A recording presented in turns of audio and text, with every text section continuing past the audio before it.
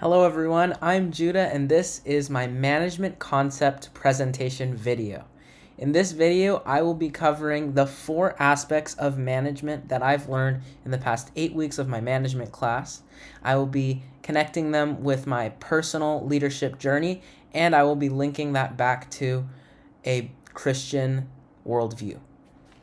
First, I just want to say thank you so much to Professor James for teaching us all this stuff in the past 8 weeks of class.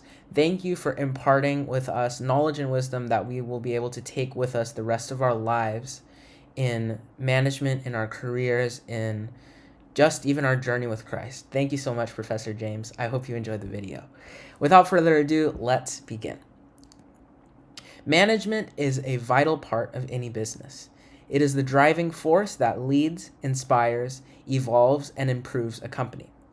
This paper will teach the 4 core aspects of management, which are planning, organizing, leading, and controlling. It will apply them to my personal leadership journey as a youth leader, and it will link them with a biblical worldview by referencing scripture. In the end, the reader will have a comprehensive overview of management, its practical application, and its relation to the Christian faith. The first aspect of management is planning, and it is the foundation of a business. It is the foundation of a business and of a leader and their business. Business of a leader and their leadership. So planning involves understanding the environment and corporate culture. The environment is external and internal. The external part of the environment is all the outside elements that affect the organization, and they can be direct external environment or indirect external environment. Whereas the internal environment is all inside elements that affect the organization's external adaptation. So internal environment affects the external environment. The organizational ecosystem is a community of interacting organizations in the environment. That could be either in the external or in the internal environments. Now, we must be aware of environmental uncertainty. This can happen at any time and in any place. It might be more present in certain areas of the world, but this can include unstable economic environments or changing socio-cultural trends and taboos, just as 2 examples. Corporate culture is the shared values, beliefs, and understandings and norms of an organization. Corporate cultures can focus on adaptability, achievement, involvement, or consistency. Those are the 4 types of corporate cultures. We are called to be cultural leaders, those who shape the culture. So for us, we will be the ones who determine what the corporate culture is, whether it will be adaptability, achievement, involvement, or consistency. Ethics is a code of moral principles in the organization. And an ethical dilemma is a situation concerning right and wrong. So often the ethics will be decided when an ethical dilemma occurs. It will be necessary to have a ethical stance when there has to be a decision made of something right and wrong. Ethical choices can be decided based on a few different ways. On the greatest good, what will benefit the most people. Long-term interest, what will be the best course of action in a long period of time.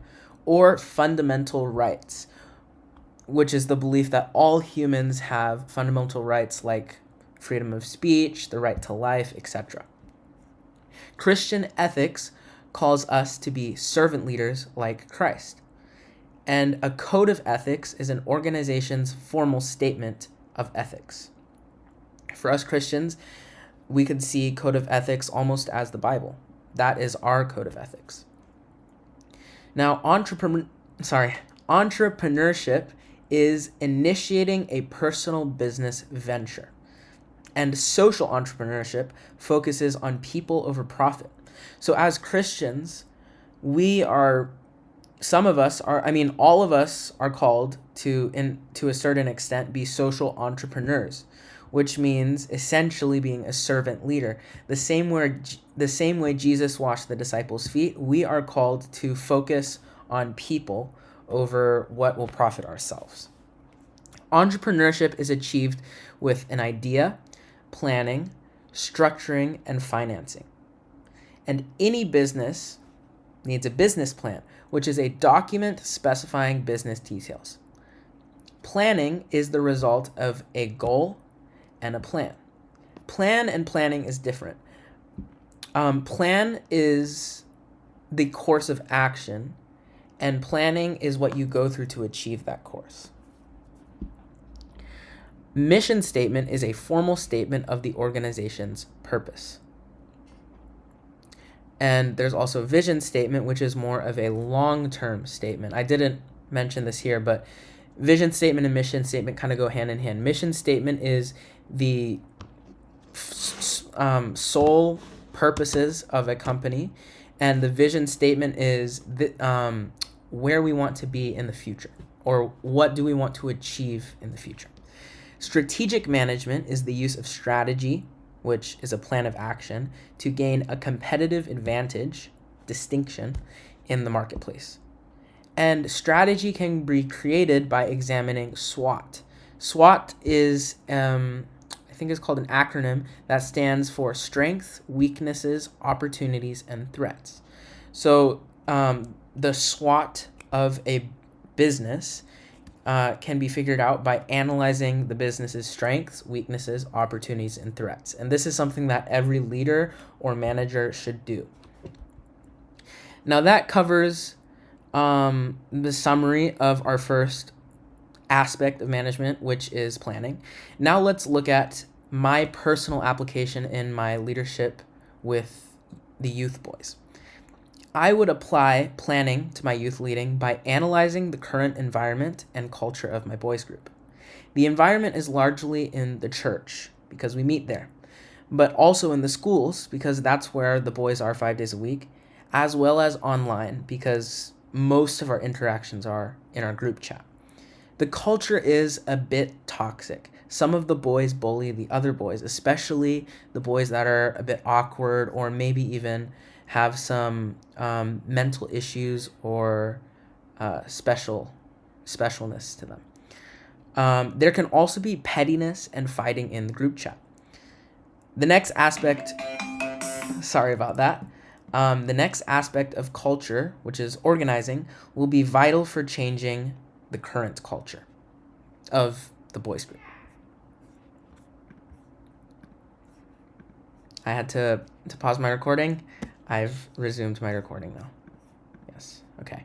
So the second, let's go on to the Christian worldview for planning now. Christianity emphasizes planning in Proverbs 21:5, which states, "The plans of the diligent lead to profit as sure as haste leads to poverty." We can see from this verse, planning is very important, as it says in Proverbs. The second aspect of management is organizing, which is the stabilization of a business. So to summarize, organizing is the development of resources to achieve goals. Strategy is the what, and organizing is the how. Organization structure is the set of assigned tasks, and the organization chart is a visual of that structure. Organization chart is not necessarily essential, but it is pretty important. Division of labor is the subdivision of jobs, and the chain of command is the linking line of authority. Division of labor and chain of command go hand in hand. As leaders, we have authority, responsibility, accountability, and delegation. Centralized authority is up top, and decentralized authority is pushed down. Those are two types of authority. It can be all the power up here or power dispersed along the chain of command. Departments are grouped positions. So you can think of this whole group of people doing the same thing. That's one department. Innovation is creating new ideas, solutions, or behaviors for the company. And as leaders, we are called to innovate in product, process, and technology. Those are 3 ways we can innovate. Our innovation changes people's mindset and eventually changes the culture mindset. Now, the goal is to change culture mindset, but to do that, we first have to start small and change people's mindset. That's how all great revivals start. Human resource management ensures efficient use of human talent. Human capital puts a value on the talent. For example, say there's a very skilled accountant. Their value would be higher because they have a lot more skill than an accountant that is still a rookie. So that's a good example of how human capital works. Human resources, also known as HR, is about finding, maintaining, and managing talent. Talent can be recruited, compensated, or terminated. Recruiting is basically hiring new employees. Compensation is paying them, and termination is firing them if that is necessary. Diversity is valuable and leads to new opportunities. The world must continue to move towards more diversity and inclusivity. And we must combat any unconscious bias in ourselves or the culture. Now let's apply this to the second point, which is organizing, to my personal leadership journey. I would apply organization to my youth leading by establishing a new structure of mutual respect, kindness, and encouragement. This would involve empowering the boys to partake in a division of labor and organizing them into a chain of command. Some boys would be the leader figures, and each of them would oversee certain things throughout the week, all with the goal of positivity and brotherhood. This is essentially to solve the issue that I mentioned in the point before, where the culture is currently toxic. One leader would be in charge of sending prayer audios to the group. Another boy would be in charge of inviting new boys to church. And another boy will be in charge of leading discussions during the Connect group. These boys will essentially be role models for the younger or more immature ones. In this way, the culture will slowly be reorganized. Now let's look at the Christian worldview of organization. Christianity advocates for organization in 1 Corinthians 14:33 and 14:40, which say, "For God is not a God of disorder, but of peace, as in all the congregations of the Lord's people. And everything should be done in a fitting and orderly way."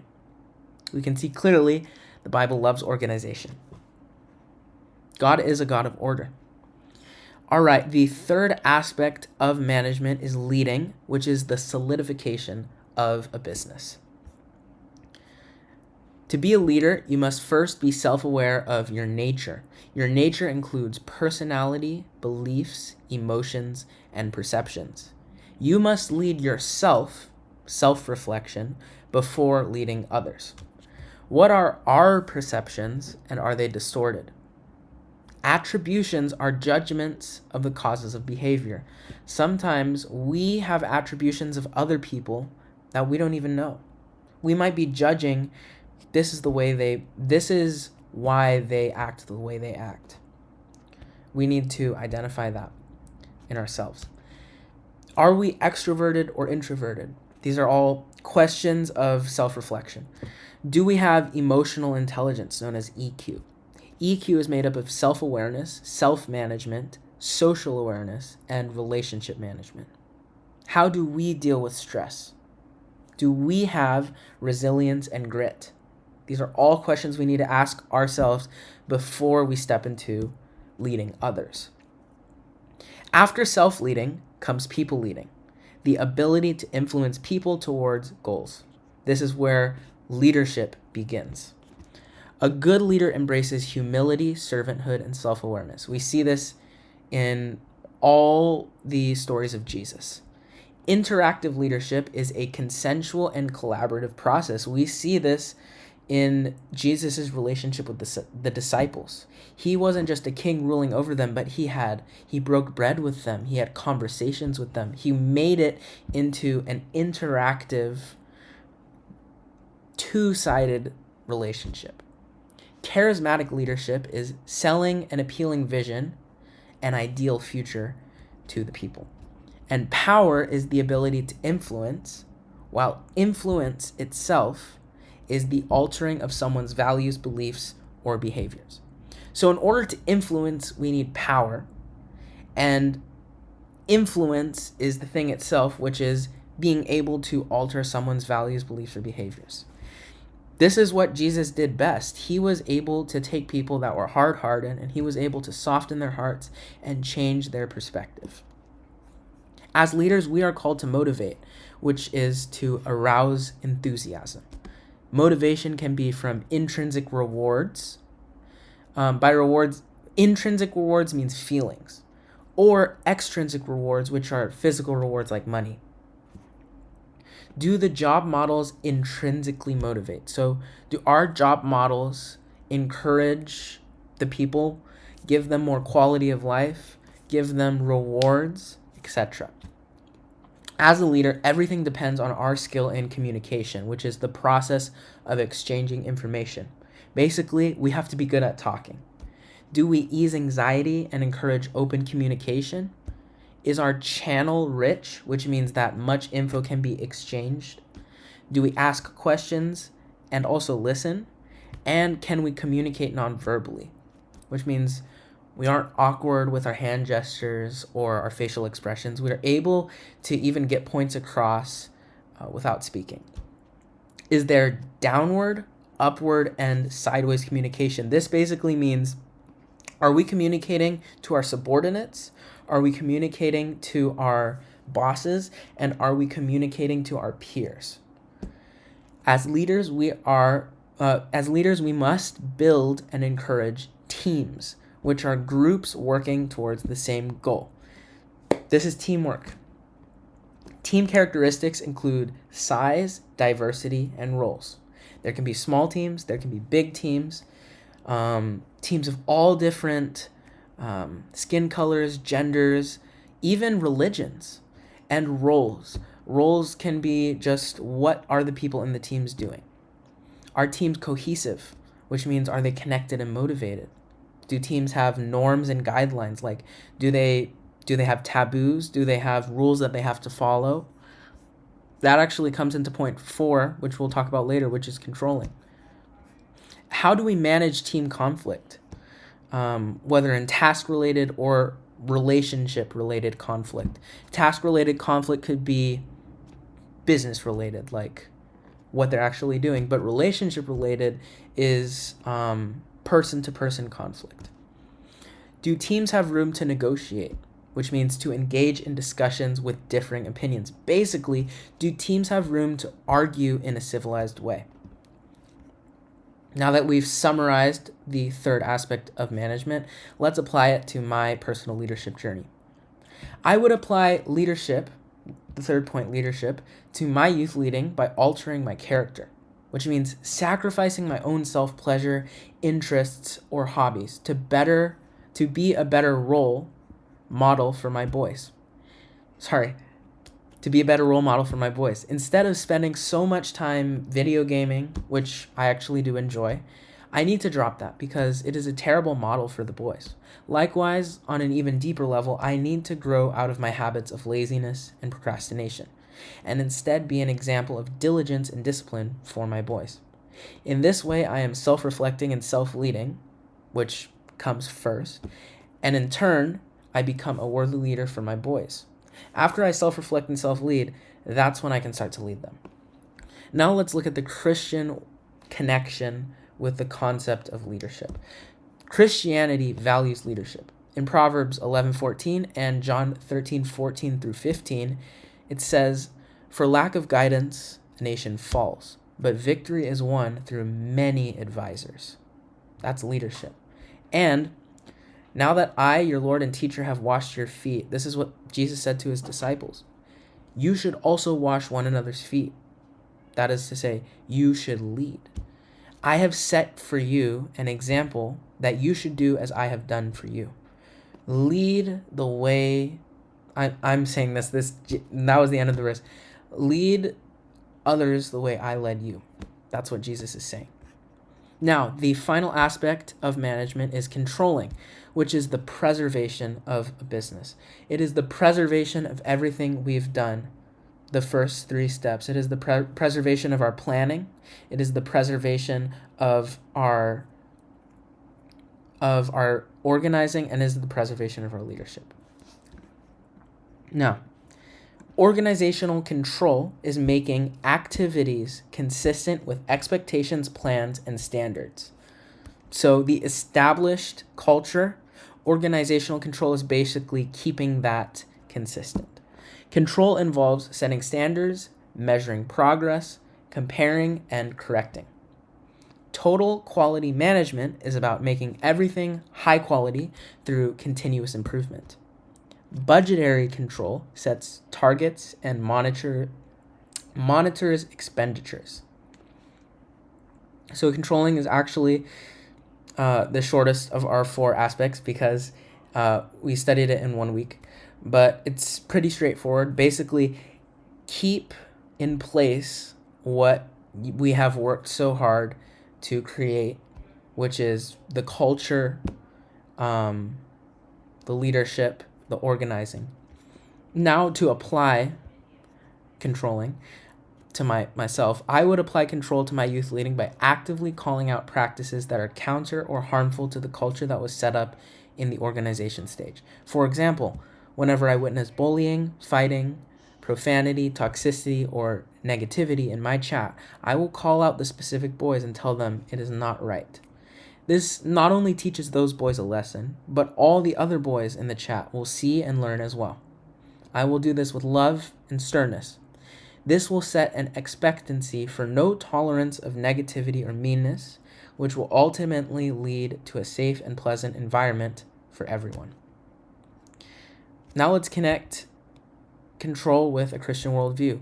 And it might seem hard, but actually there are verses that talk about the importance of control. Not to be confused with the spirit of control, which is Jezebel. This is a healthy form of control. Christianity supports controlling in Proverbs 25:28 and 1 Corinthians 9:25, which say, like a city whose walls are broken through is a person who lacks self-control. And everyone who competes in the games goes through strict training. This is Paul talking. They do it to get a crown that will not last, but we do it to get a crown that will last forever. Paul is saying here, everyone who is running their race must go through strict training. Not lenient training, but strict training, which is a form of control. Control is healthy. God designed us to submit to his control.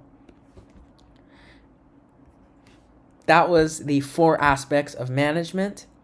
To conclude, the 4 aspects are planning, organizing, leading, and controlling. To achieve true leadership and a thriving business, each of these is important and cannot be skipped. We see in various verses such as Proverbs 21:5, 1 Corinthians 14:33, John 13:14 through 15, and Proverbs 25:28, that each of the 4 aspects of management is supported in a Christian worldview. In my own life as a youth leader, I plan to follow the 4 aspects by analyzing my group's environment and culture, establishing a new positive structure, self-leading to develop a healthy character, and calling out behavior that is countercultural in the group. I can't wait to see how my young boys thrive and I start to apply what I've learned about the aspects of management. Thank you so much for listening to my management concept presentation video. Now, I know you guys can't see this, but I'm just going to verbally say the references I used really quickly. I used Richard L. Daff's book called Management, 14th edition, published by Cengage. And I also used the Bible Gateway website, which is, in my opinion, the best place to get any Bible verse. They have all the translations. It's so simple to search it up. And I put the link in my references page. I will put this Word document in my submission tab, so Professor, you can see it. Thank you again, Professor James. I really respect you. I respect all the wisdom and knowledge you have, and I really appreciate you imparting this to me and everyone else. God bless. God bless you, Professor. Have a great rest of your week. I hope this was. I mean, I know it was really long, but I hope this was a fun video for you to watch. God bless.